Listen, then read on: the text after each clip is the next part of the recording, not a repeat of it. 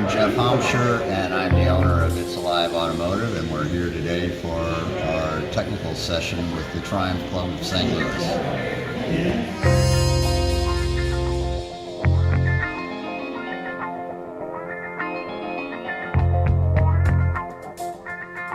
Good morning, I'm Mark Morgan. I'm the newsletter editor for the St. Louis Triumph Owners Association, which by our count is probably the second or the third, maybe tied for second, largest British car club here in St. Louis. St. Louis is in pretty good shape for British car enthusiasts. There are a total of 8 clubs of various types, obviously the MGs, Jaguars, Triumphs. Smaller clubs include the original Mini owners, known as Madmen. There's several of them running around. The new Mini Club, and the most recent addition apparently was the Jensen Healy Club. If you go to our annual British Car Show over at Grieve Corn Lake Park, third Saturday of September this year, we had something like 7 Jensen Healys around. And obviously a couple of them came from out of town.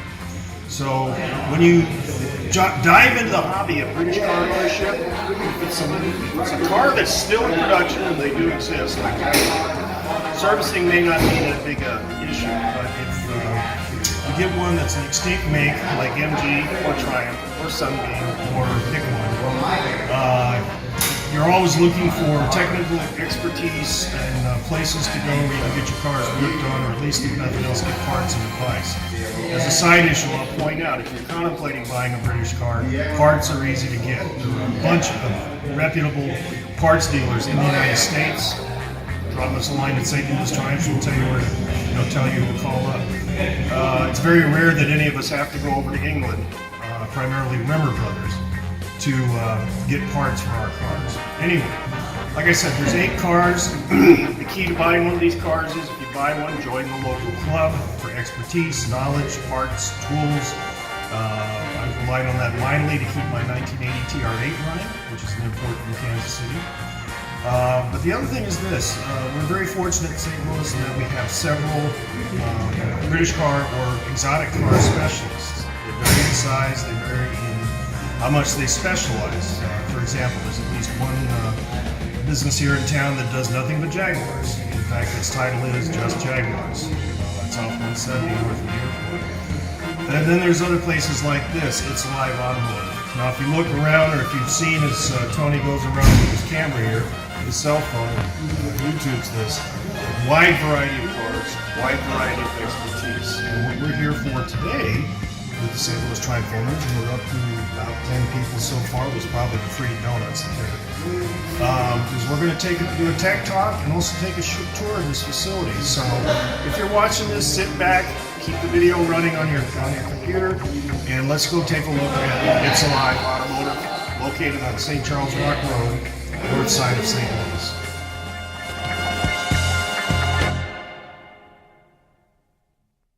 Bring a car back to life, what the safest way to do that is, what we would recommend. 3 is a little bit on electrical, a little bit on fuel, and then lastly, just a quick discussion on buffing and how to buff a car. And by the way, I will just tell you that I've been buffing cars since I was 15, and I was taken to school last Saturday. I am amazed what I learned last Saturday. And it's like there's a revolution in buffing, and if you haven't buffed before, don't, because wait for the new techniques. So anyway, so what I was going to you're teaching today is the new technique? No, I'm actually not, because I went out, I spent the next Saturday afternoon and Sunday morning watching video after video after video and trying to figure out what to buy, and finally late Sunday, I ordered $1,000 worth of stuff, which is here, which I haven't tried yet, because I need to find a car that I can do that with. Something I can destroy, something I can run. Open your mind, not destroy. Yeah. Okay, so just a little bit about the shop. We buy, sell, restore, and repair classic cars. We're a full service shop, a one-stop shop.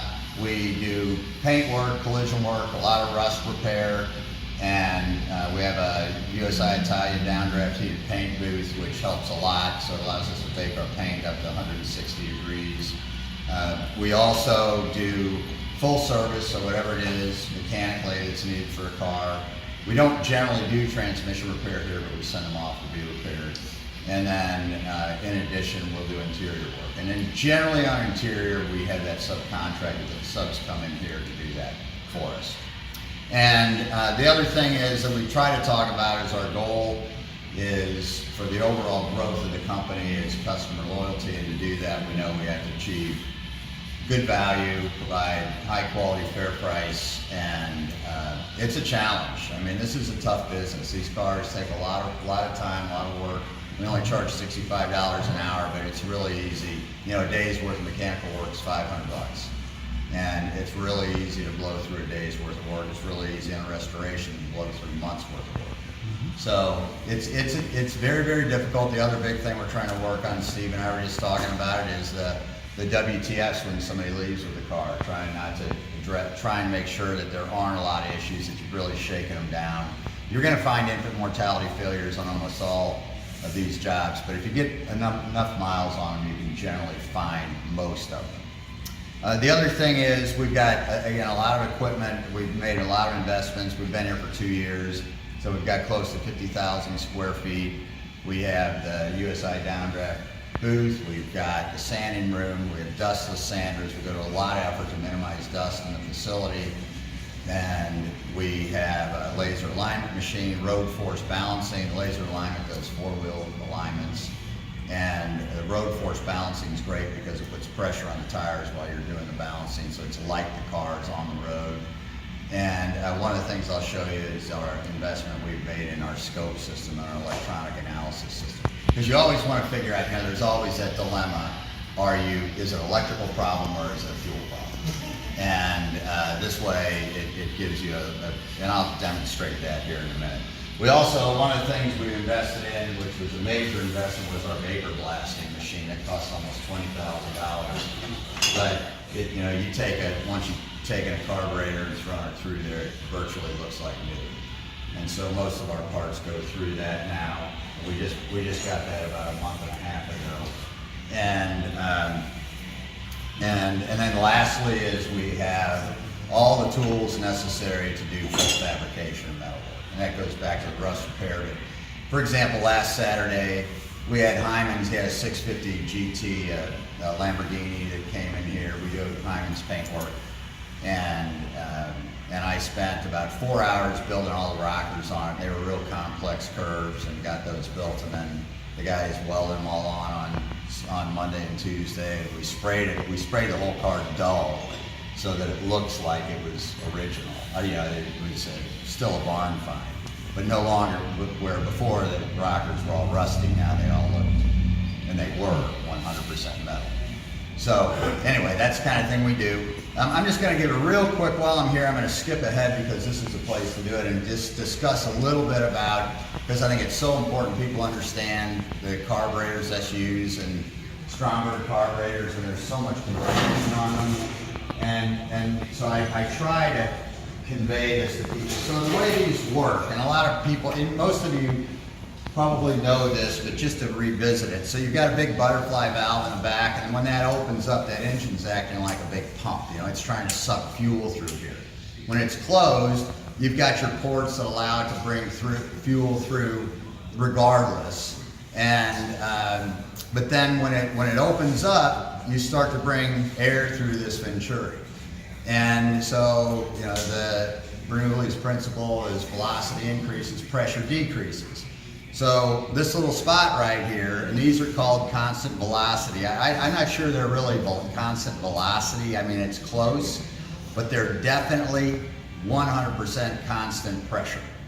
Okay, so the pressure drop at this point is always the same, and it has to be by definition, because as I start to increase as I open up the butterfly valve on the back, then I increase the velocity of the air going through this port, which again decreases the pressure. As I decrease that pressure, I'm going to start to suck the fuel up through the jet. Okay, and it's a tapered jet. You've got your hole for the jet, you've got your tapered needle valve, and that's limiting the amount of fuel. The nice thing about that, you got high velocity even at idle, unlike a traditional American carburetor, so you have real good atomization. You know, because you're putting in just the right amount of fuel, the right amount of of air mixture, but it's high velocity air going through that little port. Now, as you increase the airflow, that pressure drops more. That pressure by the holes in the bottom of that piston, those holes that are in the back, they should always be in the back.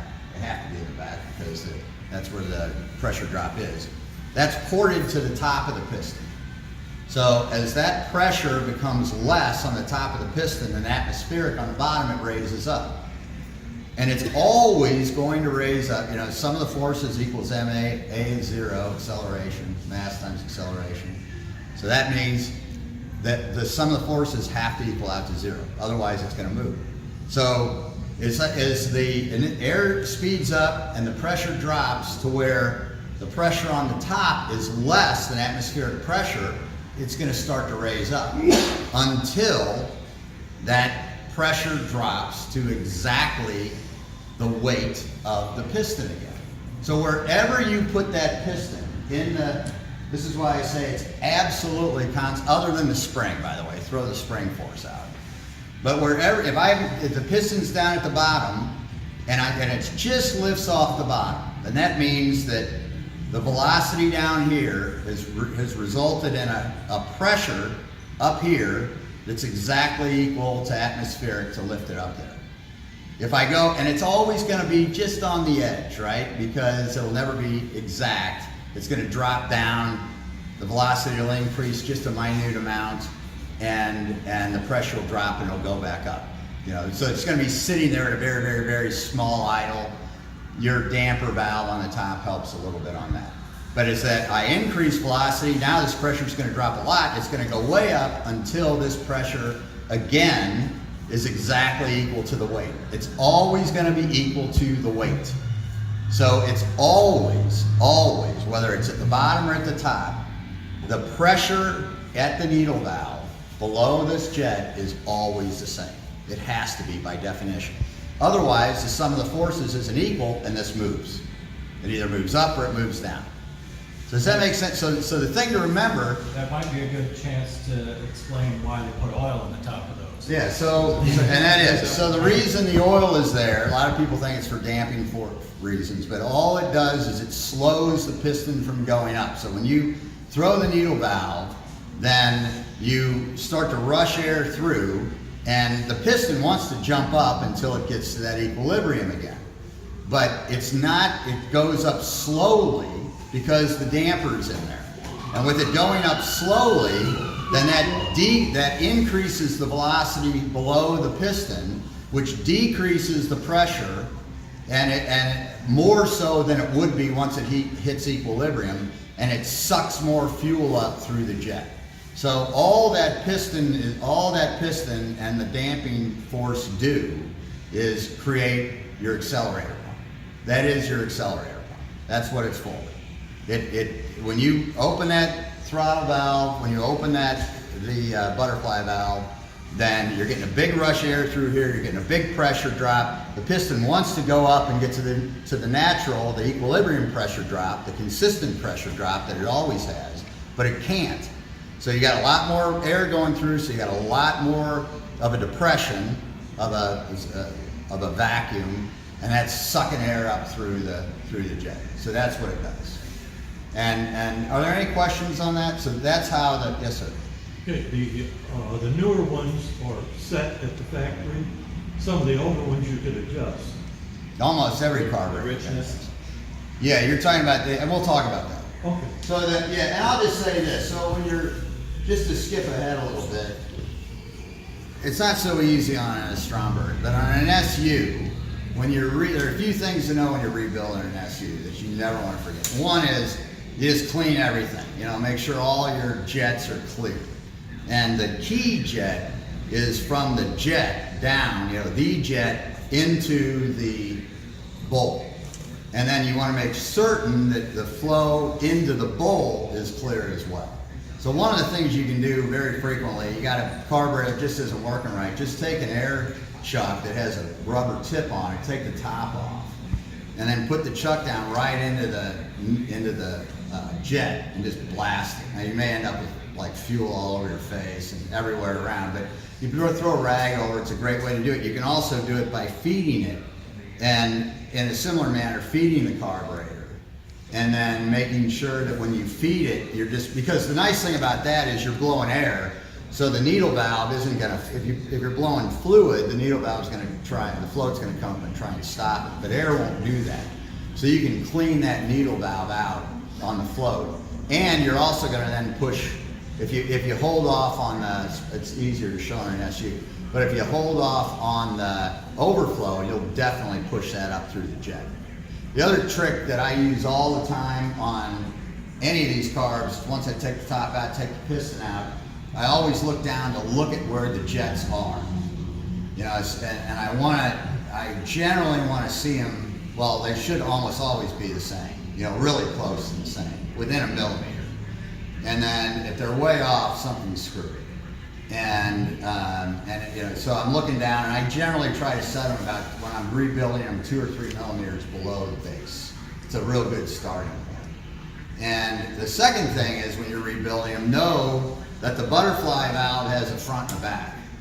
So you look at it and they aren't marked, and you stick this butterfly valve in backwards, and it will not close because they're tapered. You know, it's tapered to fit like that. Here it's tapered like that, and on the bottom it's tapered like that. So it slides in when it's at that angle. So if you put it in wrong, you will never get the carburetor to work correctly. I know, because I know someone that did that once, and kind of screwed things up. But anyway, the other big thing on a Stromberg, a lot of guys try and say Strombergs, is be sure you put the diaphragm back in correctly. Diaphragm has to be in to where your ports are going to be to the aft, and then it's going to fit. It's got that little notch on the side. You want to always do that. I can't tell you how many times I've taken carburetors off and found the diaphragm's on right, but somebody just put it in, just shut it down in there, and now it's not going to work right. There's no way it'll work right, because it has to get that Venturi effect, that depression is on the back, and you can see the holes support the air to the top. So this ring is your lift ring, that right here, and then on the bottom, this is the ring that lifts it from the other side. So these are the two forces right here, right? This side versus this side. And there's actually, you know, this is a force here as well. But anyway, that's all calculated, and then you got the spring force we discussed. So, are there any questions on that, on the carburetors? And you know, if you're the other big thing is look at your carburetors, rev it up. The pistons ought to be going up symmetrical. If you throw your hand over any carburetor, it ought to do relatively the same effect to the engine. And we'll talk more about tuning in a minute. Any questions on that?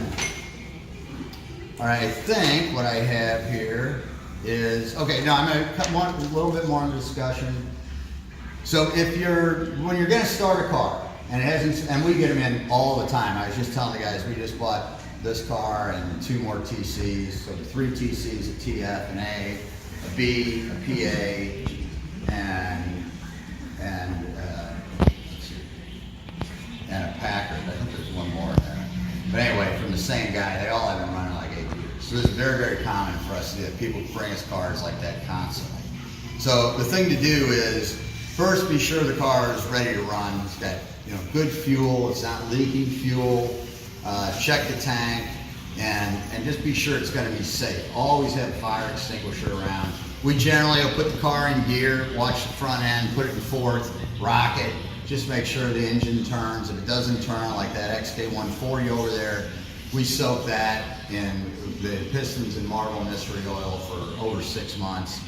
And then we took the bottom pan off and loosened each one of the pistons and knocked the pistons up individually. And now it runs like a top. But it was locked up big time. So, you know, you just got to take your time to get that. Know how to check your oil pressure. Make sure you're going to be ready to check that. And then when you think everything's good, then the next thing to do is make sure she can crank over well, because if it can't crank well, if you don't have a good battery, you don't have good connections, you don't have a good starter, then it may bring everything else down, because you're going to bring enough current's going to be drawn into that, sucked in, that you're not going to be able to get the spark to start the car. The next thing to do is check compression. And so when you're checking compression, always have all the pistons, all the spark plugs out. Check them all. Don't go nutty if one of them's a little low, because frequently they'll come back. Maybe spray some WD-40 in or Marble Mystery Oil again. If you're going to do that, be sure the pistons are out. You don't ever crank it over with any oil in there first. Get that cleaned out. And if you got, again, what you're looking for is consistency. If they're all 120 or whatever, you're good. You know, but yes, sir. You take it back a notch, you towed this dusty thing in, it's been sitting for 40 years, it looks like it was parked complete. You don't know what you got there.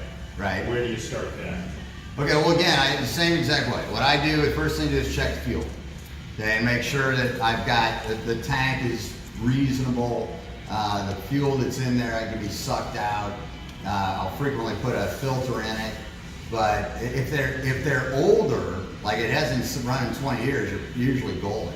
It's the later model cars where they've sat with ethanol, where they're all boogered up on the inside of the tank.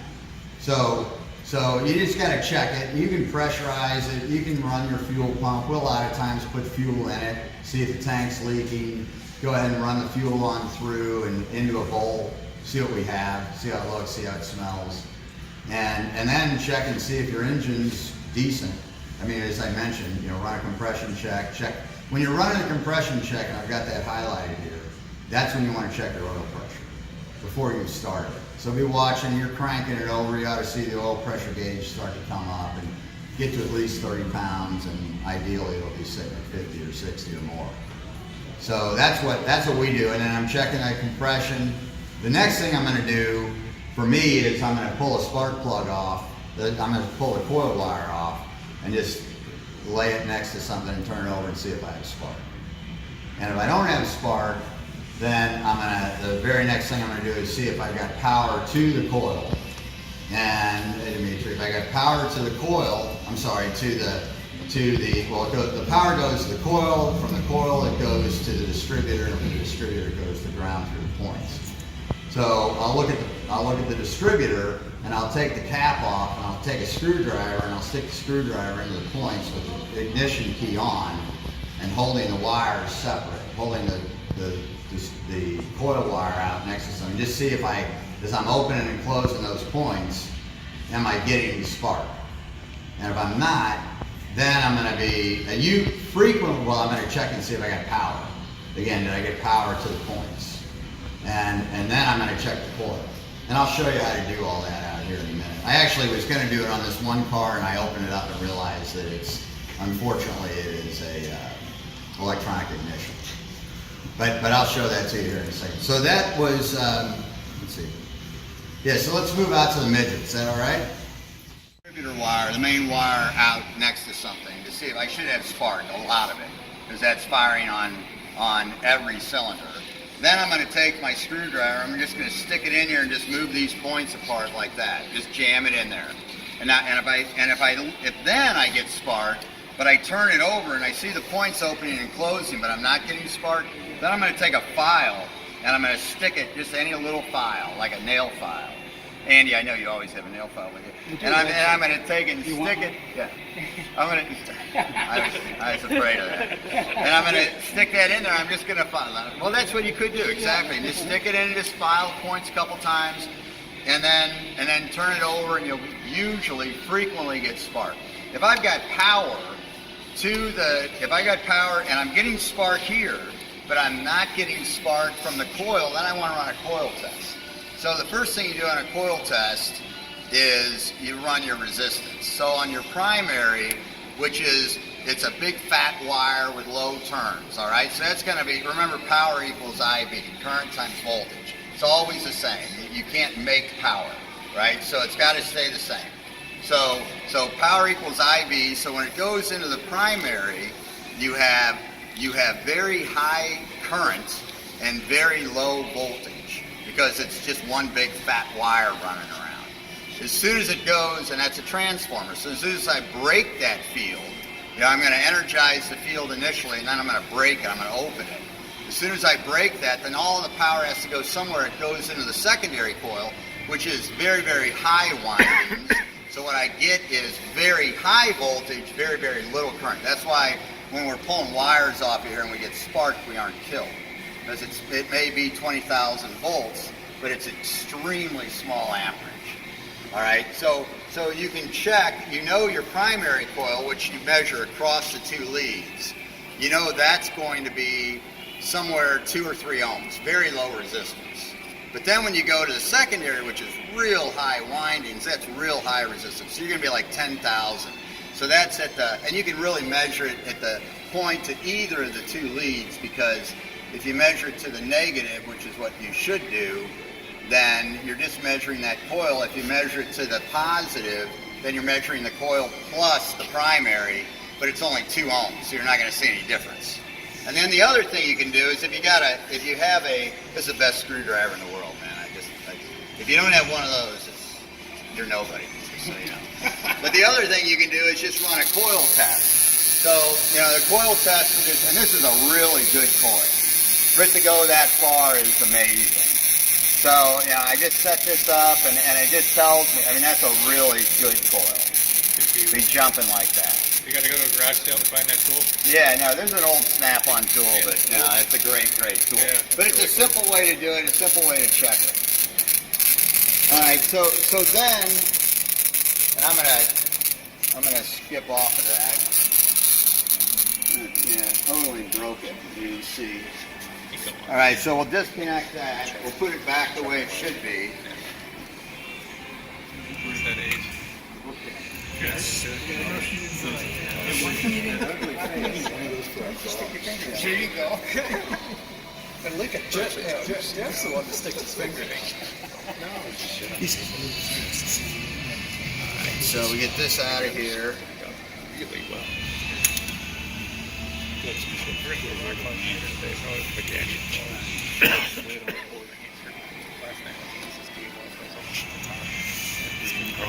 And what else did I not have hooked up?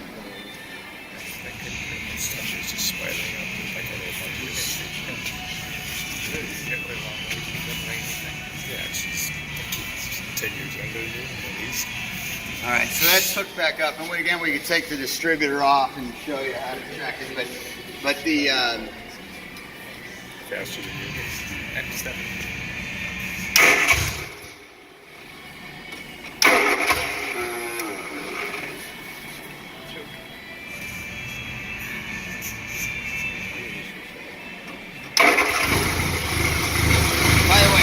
exhaust is not leaking, if you can believe that. That's the way it's supposed to be. And so if you're looking down into your carburetor, it's going to switch a little bit to carburation. So, you know, when we rev it up, both of the pistons are going to raise about the same. If one of them's going up and the other one's down, you're like, yeah, you know, if I'm, you know, they ought to be doing about the same. In a similar manner,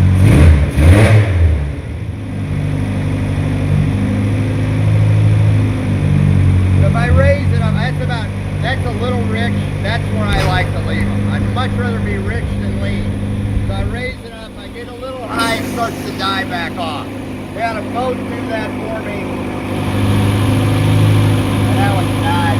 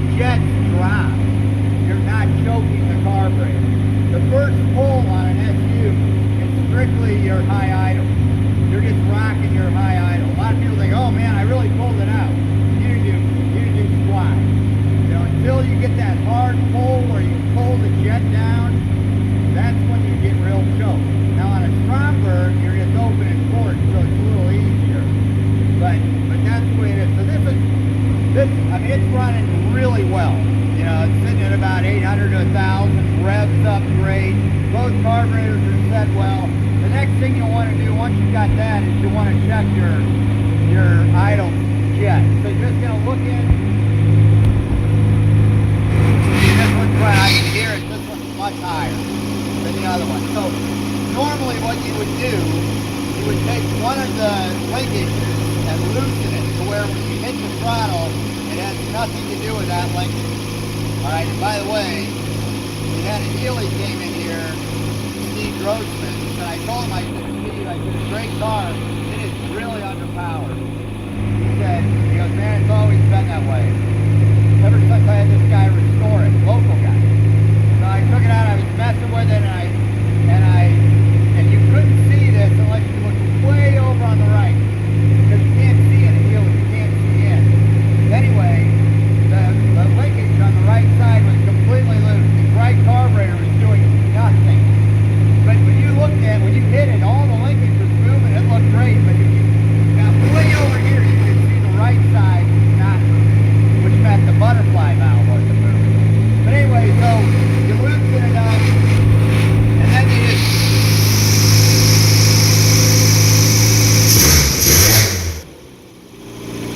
drop it down, and you always want to put this in the same place. That's filthy fine.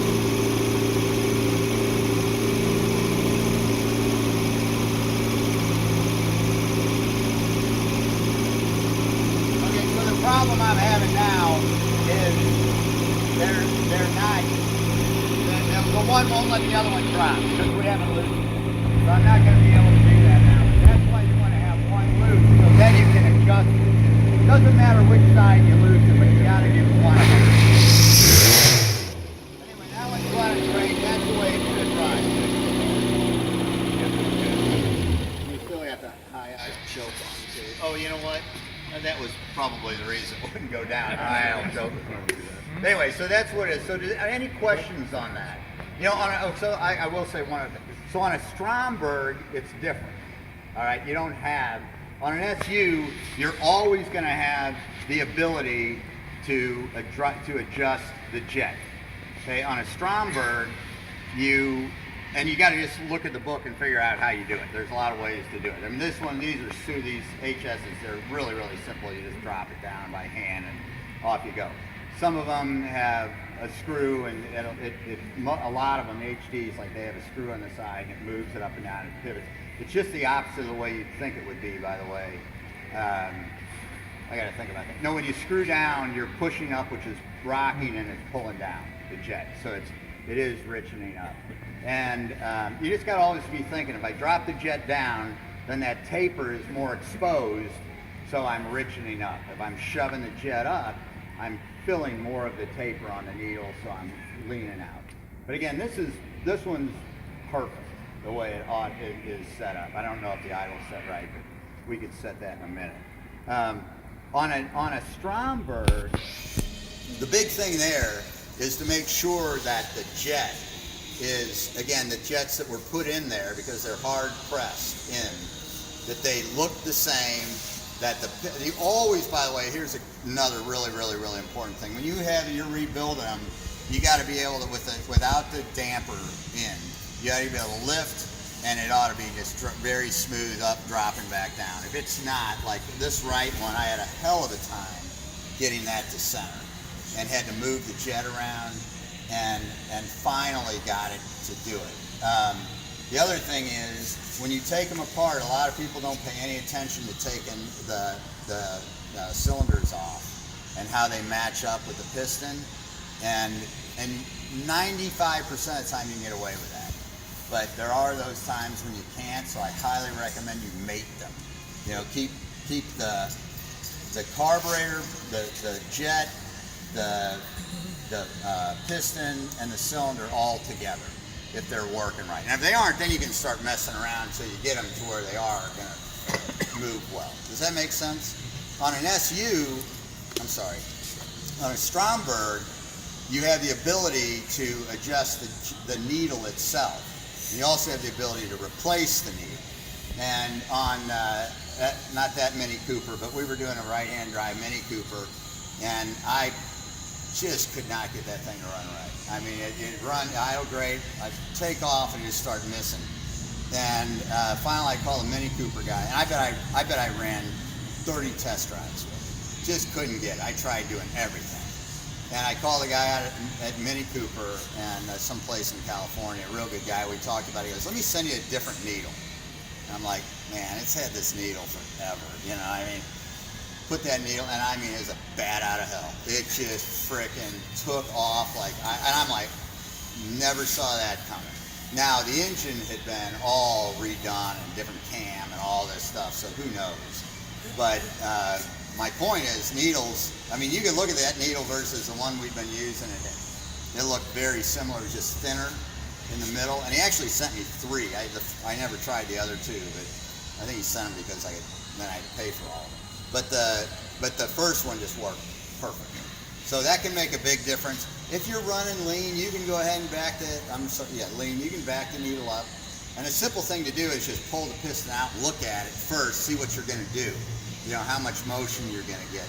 And once it goes all the way down, by the way, you'll keep spinning, but it won't be moving. It won't fall out or go anywhere. You're not going to hurt anything. But it'll come back up. I actually don't know how that works, but you know anyway, it does work.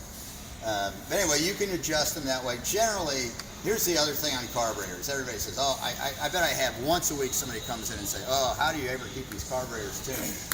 And I mean, that is the wives' tale of all wives' tales. If you set these carbs right, they will never need to be changed again. They are great carburetors, SU, Strombergs, all of them, and they will run perfect as long as you don't gum them up, let them sit. Usually, the problems you have are float sticking, because the ethanol gets in, and I mean, this one does the same thing, where you'll put the key on, and next thing you know, you got fuel everywhere, and you just take these screws out and knock the thing around. And again, what I was saying before is, if you take the piston off and then pull the piston out, take the cylinder off the piston out, and then just stick your air nozzle right down on that jet, and just shoot it, you're going to throw fuel everywhere. But it'll clean everything out, you know, really, really nicely. You can also do it through the overflow going the other way. But the best way is to do it through the input, because then you're going through the needle, so you're opening the needle up, and you're going through all the jets and coming out. Does that make sense? So that's a real simple way. If things aren't working right, and if you aren't getting air through there, that's your other problem. You know, it's plugged up, it's nasty. One quick comment about Stromberg diaphragms is somewhere along the way there's been some bad ones put out there. They're built too thick and they don't allow the thing to go up and down. So you said, you know, make sure they go up and down nicely. Yeah, if they're not real nice and loose and rubbery when you get them out of the bag in a rebuild kit, you got to get some new ones, because there's some out there that are too thick and they don't move. And you wouldn't want to have Lift up and they'll actually stay up. Yeah, They won't drop they're not back any good. down. Yeah, well, that's another thing. Always remember to put your spring back. Oh yeah. I mean, that's very common. And also look to see, did somebody along the line get it twisted? You know, again, your ports should be in the rear. And if they aren't, then you think, well, how did this happen? Well, you know, somebody just didn't know what they're doing, put the diaphragm on, but then somebody said, hey, you got to put the tab in that right place. So they put the tab in the right place, but now the jets are sitting to the side. Yep. And so you just got to be careful on all of that. You can turn a little job into a nightmare really quick. So be very conscious of what it is you're doing and taking apart. You know, we talk about the shop, Dimitri works at our shop, he's one of our mechanics. We always talk about probability and consequences. All right, so it may be real low probability that you're going to hit something up, but the consequences are through the roof. Like when one of my mechanics said, "Oh, I can pull that rear main seal and put out of a V12 XK and put another one back in," and the next thing I knew, it was out, and 4.5 hours later, he was still trying to shove the other one back in there and made about a millimeter. So we were able to get the old lower one. He'd ruined the upper one. We were able to get the old lower one with the sneaky peak back up in there, and then we pressurized it up in there, and it never leaked again. But you don't want to be in that kind of situation. You know, you got to be thinking about what could happen. And so that's why when you're taking these carburetors apart, make sure you're putting them back correctly. Know what you're doing. It's not that complicated. It's not complicated at all. But you know, check the basics. You got good passage. You got your butterflies in the right direction. You've got your pistons are going up and down smoothly, and they're pointing the right direction. I always look and see again that the needles are roughly in the same place when I start, and I always put the two pistons together like that, and the needles ought to just touch. Yeah, they ought to, because that's showing me the right length. Or you can measure it. You can do it however you want to do it. Anyway, any other questions on that? All right, so we got one more thing to talk about. Actually, two more things. All right, so what I'm going to show you now is electrical, and a simple way, not really a simple way, but a way to identify where your problems are. So, you know, if you've got an engine and it's running rough, one of the first things you're going to want to do is, at least what I always do, is try and figure out what cylinders it's not firing. Where are my problems? And obviously the age-old tried and true method is start pulling wires. And that's a great way to do it. I've done it since I was 15. And you can, you know, if all of a sudden you're pulling wires and one of them, and it isn't making a difference, then that's probably the one where your problem is, and you got to start looking at it, pull the plug, look at what's going on with that plug, maybe check compression, and if it's a whole bank, now you may be thinking, well, that's likely in my carburation. Another way to do it is to use a scope, and so that's what I'm going to show you. So you'll have to get over here. I apologize.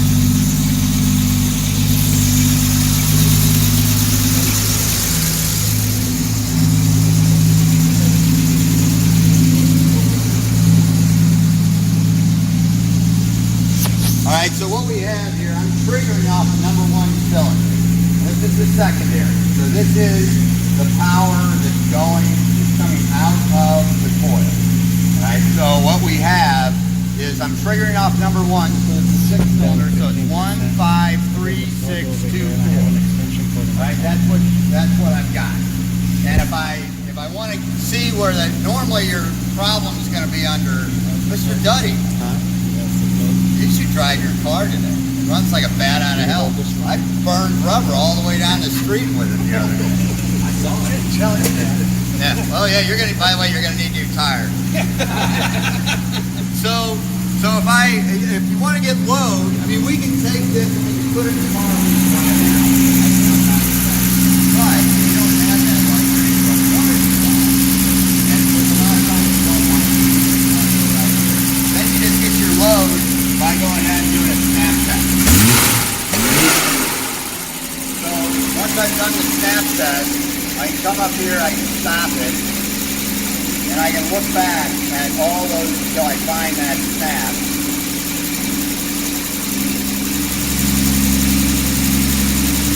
It's probably right in here. So then I can look at each one of my lines. And what I've got, so here's what we have. So this is, so you know, I'll just explain one to you. So here this is the 12, so the coil is building up current in primary, right? It's getting there, and then those real low windings, you got a whole lot of current, real low voltage, and then at this point, the points drop, or the points open, the field collapses, we create the spark line, or the fire line. All right, so you can see that's going up. It's going up to about 5 kilovolts and 5,000 volts. Not real high, good spark line. And then at that point, actually, you know what? No, that's right. That is fine. At that point, we've got our burn line, which is the spark line. So this is the spark. So now that it's fired, voltage is a lot less. Coming across here, it's running about 2 milliseconds in that range, and which is normal, somewhere around 2 milliseconds, it's good. Now it's lost energy, it no longer has enough energy to fire across the gap. So it starts to oscillate. You should always get about 5 oscillations in the coil, and now you're back into your dwell. and you're building up currents again because actually hold on a second, let me go back. We're not in it well yet. So at this point, so here the points are still open, but it can't jump across the gap. At this point here, the points have closed. I'm filling the coil up again. All right, so that's what it is. So now you say, well, they all look kind of close. They look, nothing great. But let's say so again, 1, 5, 3, 6, 2, 4.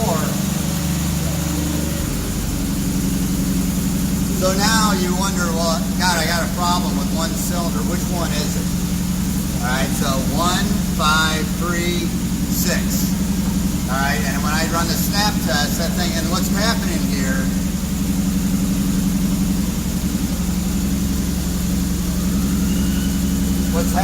and by the way, so it's pegged. Here, actually, let me start it again. I'm going to increase the voltage.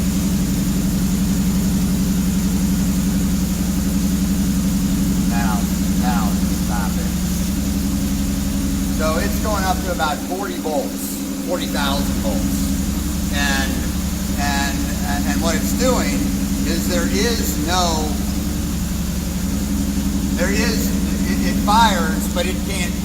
There's no spark line. It can't jump. It may jump somewhere internally to create some small spark line, but generally it's just dead. It's placed all that energy, tried to get rid of it, can't do it.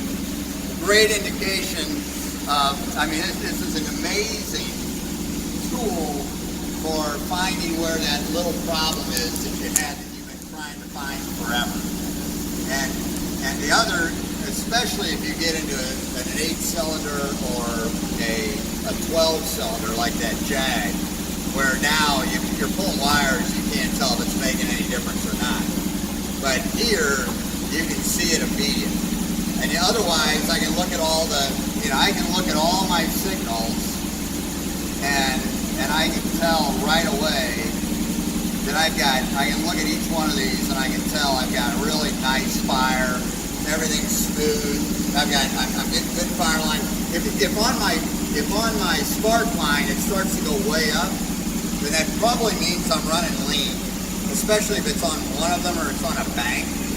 If it's on 1, 2, 3, it's associated with one carburetor. Because what's happening is it's firing real easily initially because there's fuel and it's atomized, which burns well. But then I'm burning off that fuel and I'm needing a lot more power to continue to go through the spark plug, and then it drops. So you can see a whole lot from these. I mean, once you've seen a lot of different problems, then they're incredibly valuable to you. And I put the wire back on.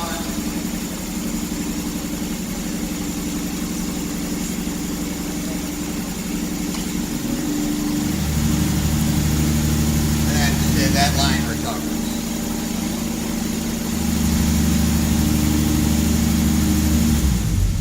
The other nice thing about this tool is it'll do a million different things like that, but one of them is it'll run compression checks. We just run a high current lead on the battery terminal, and then just run and then still cycle off cylinder 1, and then just crank it over with the spark plug with the coil disconnected, and you'll measure the current necessary to turn over each one of those that the starter takes to turn over each cylinder, and it gives you a real good.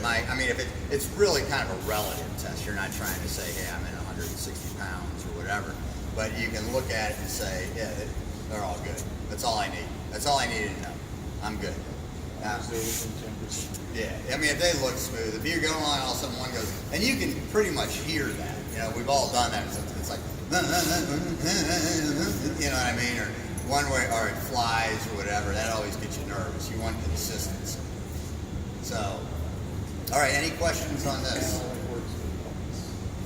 No, this is an electronic ignition. That's why I moved there over to here. That's why I did the electrical things there. I was going to do all that here, and then I took the cap off and saw it was electronic.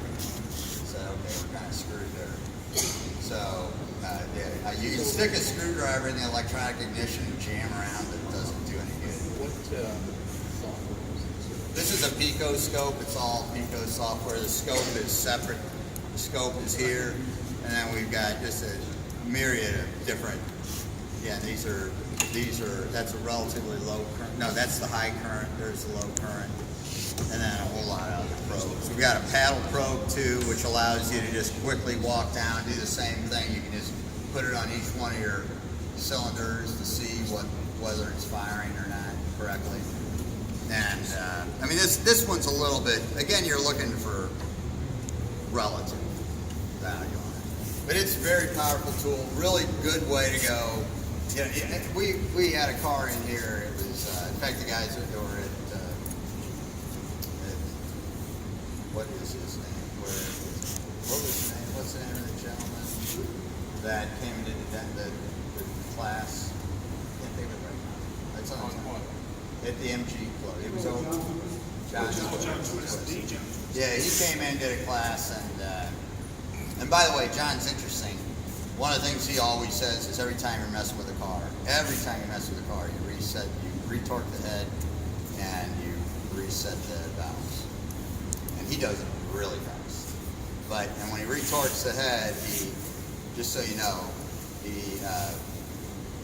he always loosens the bolt, brings it up, the nut, brings the nut up one by one, brings the nut up, and then puts oil in the nut, if I remember, and then backs it all the way back down. And he just goes, and he does each one in the correct sequence. And then the way he does the valves is very interesting. He turns the motor over until he does the backs and then he does the fronts. So he turns the motor over until two of the valves in the front are loose. And then he takes the corresponding, the mirror image two in the rear and adjusts those. He doesn't look at anything about the cam or anything. He just adjusts them. And then he does the next two and the next two, and I guess 4 times. It depends. Anyway, and then the back's done. And then you do the same with the back to the front, and then you're done. He does it really fast. In the manual somewhere, I've got a diagram that tells you when these two are loose, to check these two. It keeps you from turning the engine over. Right. So many times you just go all through the whole thing front to back. But what I was Same going to say thing. is with him, we had a TR6 in here that, man, I'd have it running great, and then it would run like crap. And then it would run great, and it would run like crap. And this went on for like a month, and I brought it to his demo thinking, this is a great way to get this fixed. And he spent, it started to get embarrassing because he started working on it at lunch. And then it got to like, lunch was supposed to be like noon to 1 or something. He was still working on it like 10 that night. Everybody's still sitting around, and the whole class, I'm like, well, sorry. And anyway, he really probably worked on it for, an hour and a half at least. And finally he said, I give up, I can't figure it out. So then the next day, he came in, and I told him, I said, look, I've changed the coil, I've changed the distributor, I put all new parts in the distributor, I've changed all the wires, all the plugs, everything electrical is new. And so he got here at 8, and at 1 o'clock he'd given up. Same thing. And I could get it to run great for like an hour, and then it would quit running. So after changing everything electrical, anyway, he said, I'm real anti electronic ignition. He said, but do you have any laying around? And I said, yeah, I got a electronic sitting over there. We can throw it in. I think Bob Betty paid for it. So. No, so that's not true, Bob. This was a 6-cylinder. Anyway, so In case you were wondering. yeah, so we threw it in and think, bad out of it. Perfect. I mean, it just unbelievable. He said, I have no idea. I had a coil get too hot, what they call smoke of the coil. It kind of do the same thing you talked about. Once it gets so warm, it wouldn't let the coil work. Right? Yeah. Well, this cool was it down, it'd be fine for a long time, and like I said, back again, And this- it'll die on you. It would be running rough, and then I'd mess with wires. Oh, by the way, I also replaced all the wires going to it. So, I rewired everything, the ground, the drive wire, anyway. So, there was something in that engine, I just talked to him recently, there's something in that engine that was intolerant of something. Something was out of bound somewhere, and out of tolerance, and the points couldn't compensate for it, but the electronics could. So that's what it was. But my point is, we were starting to chase things and wonder, is it electrical or fuel? Well, with this, you put it in the car and drive it, you know it's electrical. It starts missing, you know, you see, and you can just stop. If you got somebody with you, if you're driving, trying to work the computer while smoking a cigarette and talking on the phone and texting, then, and I don't smoke, but if you're doing all that, then it gets more difficult. But yeah, but if you got somebody to sit there and run it with you, then it's really easy, and you can say, yeah, I got it, and it's definitely electrical. And then you don't have to start messing with the carburetors, because the worst thing you can do is have an engine running wrong. And I mean, that's like the kiss of death, because now you're going to dig up everything, and that's not where you want to be. I don't know. I'm sure none of you have ever done that. I know Hodling's done it. Actually, I've only heard about it. yeah, yeah, I've heard about it too. Anyway, so the last thing I was going to show you was, and I'm going to tell you a little bit about buffing. That's got to go.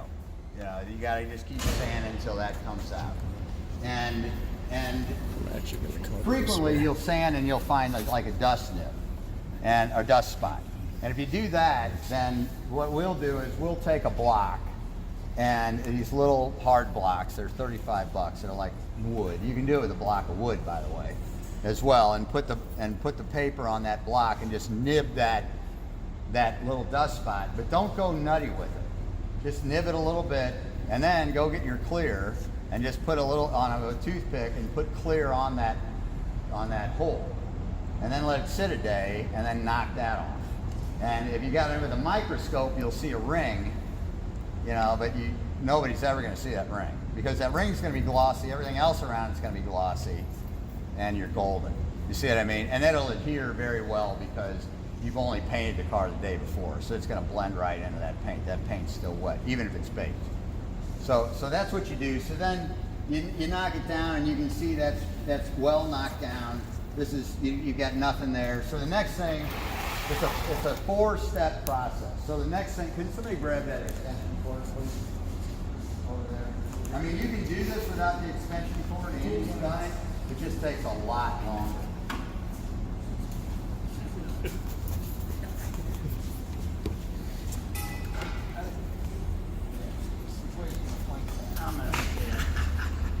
So the thing I got to move over here. I apologize. The thing you're going to want to do is a few things that are real fundamental to buffing. One is to know that your pad will burn really easily. So you want to keep it moving. You want to be as flat as you can be at all times. If you ever see anybody up like this, that means they don't know how to buff. And you will do that. I mean, you'll get on the edge, but it's just going to be for short periods of time to get into close spaces. You want to keep that pad as flat as you can keep it. And then the other big thing is to know the rotation of the pad. So, like this pad always runs this way, and so if I'm over here, as soon as I get here, I'm okay, right? Because I'm flying off this way. If I turned around, or if I was doing this, then I'm running into this edge, and I will burn like that instantly. Paint gone, down to repainting. Okay, literally, there's no saving it. You've ripped it off in a second. So, yeah, no. So this is a very, if you have these quick connects, they're also scary. You want to be sure that you, I do not see my screwdriver. Anyway, you want to be sure that the pad's on. And normally you would use a screwdriver to clean this pad. It's on the other car. Yeah, so anyway, so then you've got this spot cleared off, and this is a very traditional finessed system, which is sold by DuPont, and this is the traditional one. So, and I'm just going to do a little spot here for you, and you want to get your pads. So.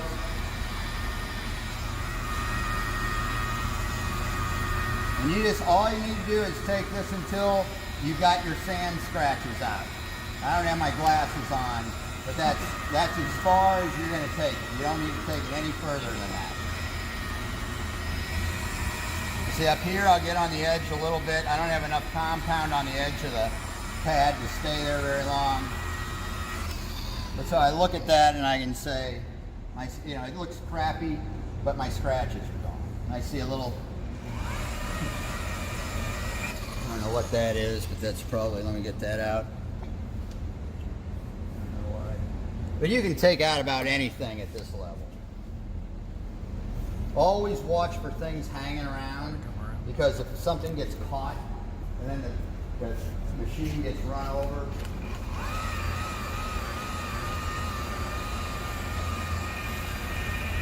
Alright, so now see now down here I can run on this edge all day long because I'm going off. If I came back here, I'd be screwed. Alright, so you gotta always be thinking. Alright, and the other big thing about this is you want to do everything to the stage, to one stage, and finish. Because otherwise, if I do this, and I do it all 3 stages, 4 stages, and then I go do this, I'm going to be throwing this compound all over that, and it's scratched to hell. I got to start all over. So you want to do it, and you want to clean it completely, and you want to clean all your edges too, because if you go in and at the end of the day and you grab your brand new microfiber, you start running around, guess what? You're going to go, oh, there's compound down in here, and you get it out, dig it out. Well, guess what? Now it's on the microfiber, and you just rubbed it on the car, you just ruined it. You got to start all over in that spot. So then the next thing you do is the same exact thing, same material, number 1, except you use foam. And now your pucker factor is dropped drastically. It's much, much, much more difficult to burn through with foam. And you can turn it up a little bit.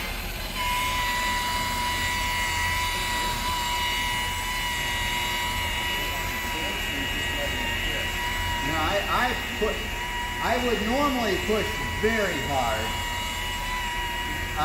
The only reason I'm not is because we burned through on that fender. And I've never seen a burn through in 40 years. But we burned through on that fender. And this was a new painter. And I'm just nervous.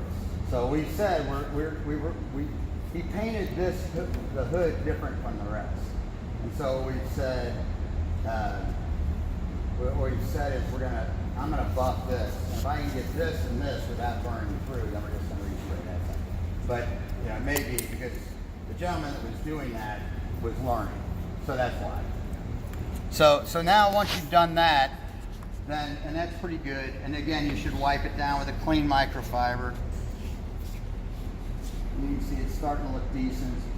But then you go to the next stage, and this is, a lot of people would stop here, and this, by the way, is an old pad. I don't know why it's blank.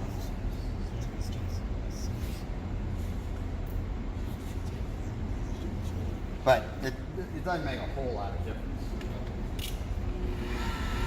So I start off, I got it on low just to get the material, make sure I got material everywhere.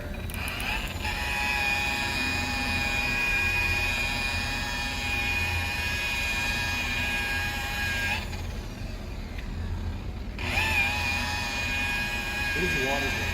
Just keeps it a little moist, keeps this material a little moist.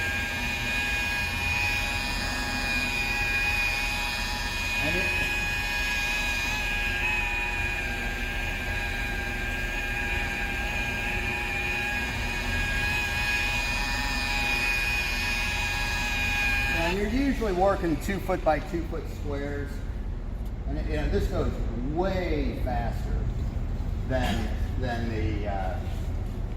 the first stage. The first stage you're freaking out.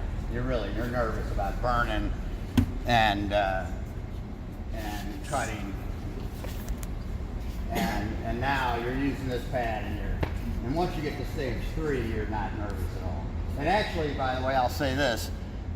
That's when you really should be very careful, because that's where you'll do things like hit the paint with the buffer, or drop something.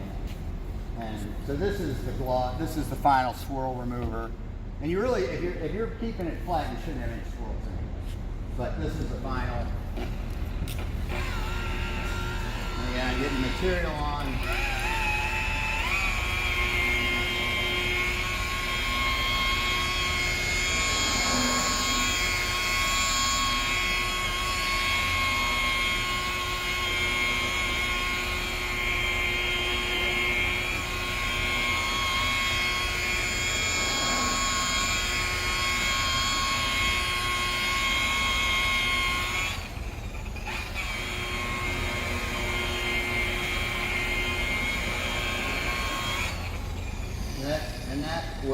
That'll be your, and it, what I'm going to do, unfortunately, is this microfiber isn't good. It's going to scratch it.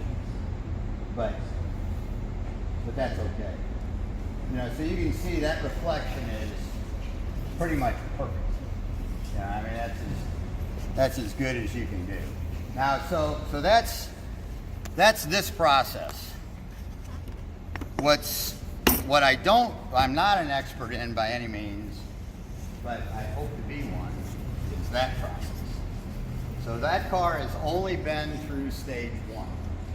That's it. It has not been through, it was cut one time.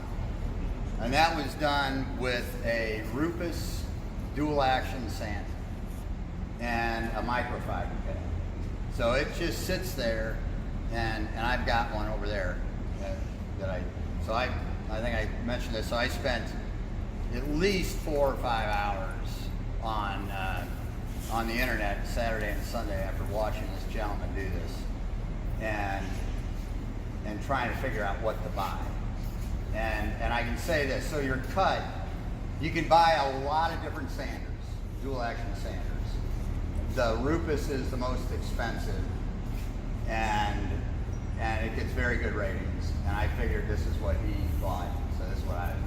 What grid are you cutting after it was cut at? You know what? I don't know. That was this piece I looked at a whole lot. Is what are the materials? But basically, it's a 2-step process. And your first step is either with a microfiber pad or a wool pad, and then the cutting compound. And there's 1,000 people make it. Okay, so that's you the run a first. paint job or at least. Yeah. Right. Well, that's why when I'm doing it, you know, on this car. I'm familiar with this finance system. Yeah, this is a $200,000 plus car when it's done, so I'm not going to dick this one up. But we may sand on Duddy's car all day long. You know, I mean, get a whole bunch of people over there trying it out. We just have to find somebody to pick on, Bob. I mean, that's all there is to it. Yeah. Today you're in the barrel, right, Dimitri? Aren't you glad Bob's here?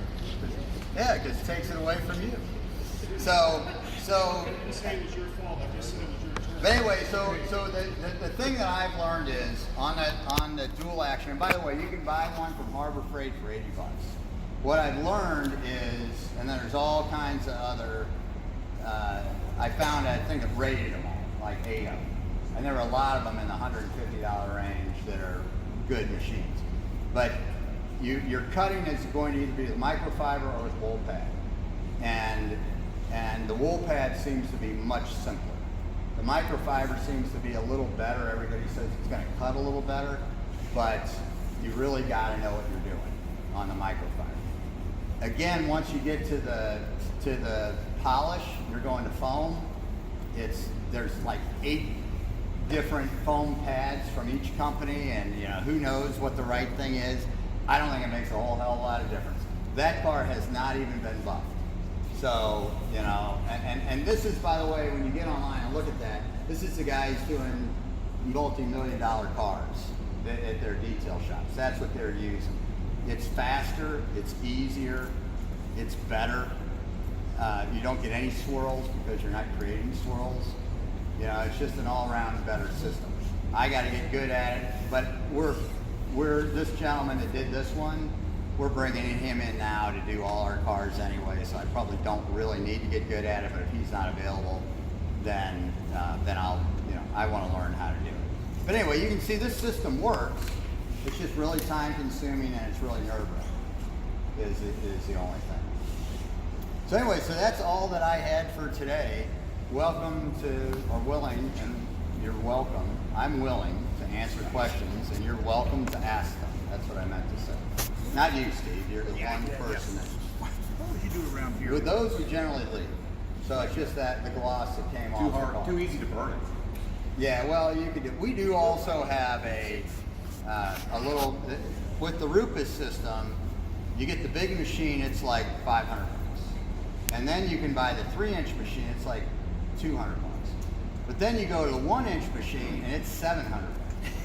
So down low. yeah, so I never saw the guys on that car use the little machine, and they're not done again, as I said, but it's pretty cool.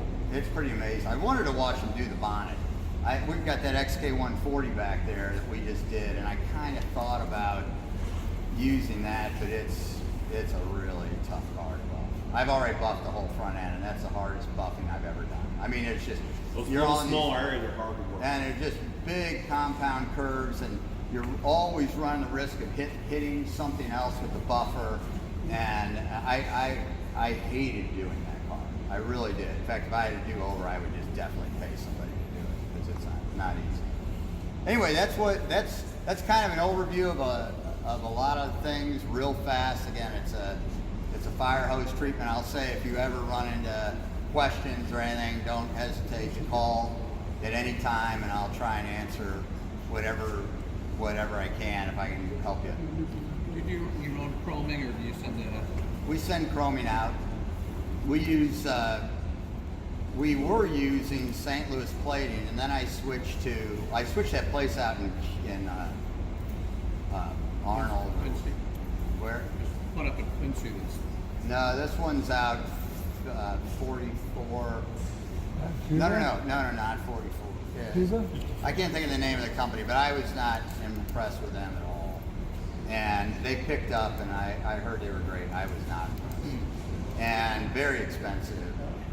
And anyway, I like that. But then I found a guy called Jefferson County Buffing, Jacob, I don't remember. I got his number. And he's a very nice guy, and he picks up as well. He's real reasonable price. However, I found out just recently that St. Louis Plating actually does his plating. He does the straightening and the buffing and gets it all ready, and then he gives it to them. So it's kind of like if you got a straight panel already. Like that's a Hyman car. They just looked at it today, and they asked me to take all the chrome back off and have it replated, which 250?